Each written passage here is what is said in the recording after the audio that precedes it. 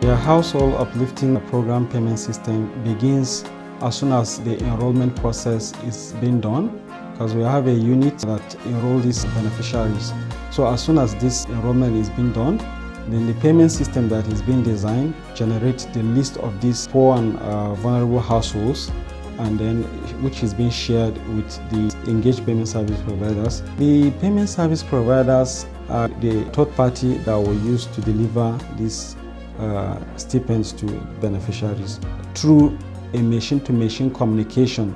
So there's no interface in this sharing of data. So the data has been shared through machine-to-machine, which has been agreed between the two systems. There's a format that the two systems will agree. So as soon as this is being shared with the payment service providers now onboard these beneficiaries by creating an account for these beneficiaries, either wallet or a virtual wallet. So as soon as these accounts are being created, the payment service providers now shared back these account details with the payment information system, and that forms the payment database. Before payments are being made to these accounts and subsequently cashed out by these beneficiaries, a payment schedule is being generated, and which takes account into the validation and authorization of this payment schedule by various units. First of all, the account unit validates and authorizes this payment schedule, which then is being passed to the audit unit.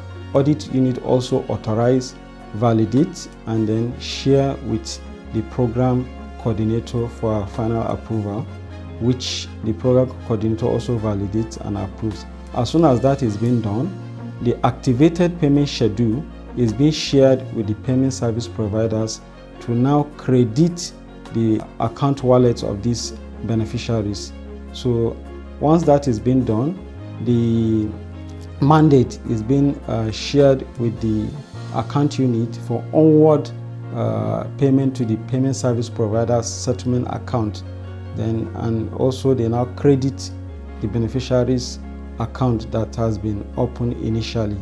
The units now inform the states on the payment date and where these beneficiaries will now cash out these stipends. The payment service providers also produces authentication token to these beneficiaries. So on the day of payment, the beneficiaries now present this authentication token to the payment service provider's agent on the field.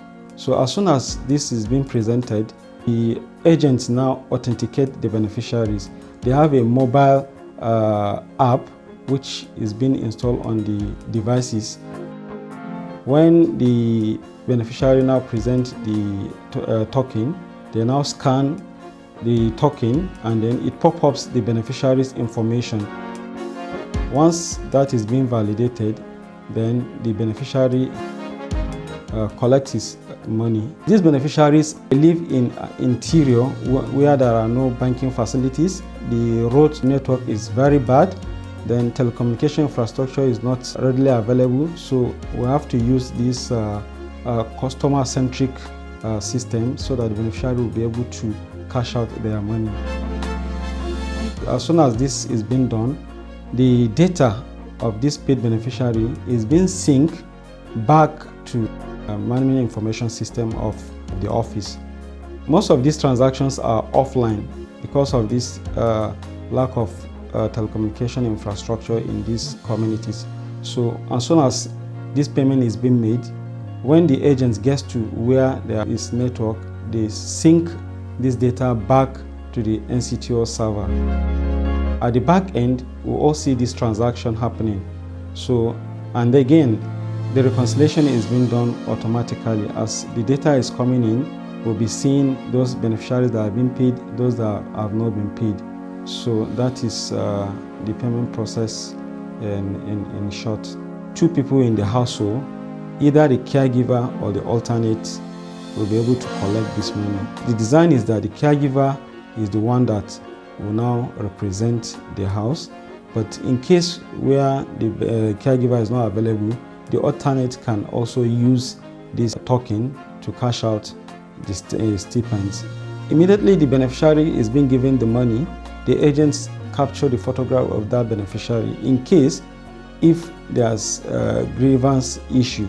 So we'll be able to go back to the system and fish out the beneficiary that collected this money. So and that is why the system is unique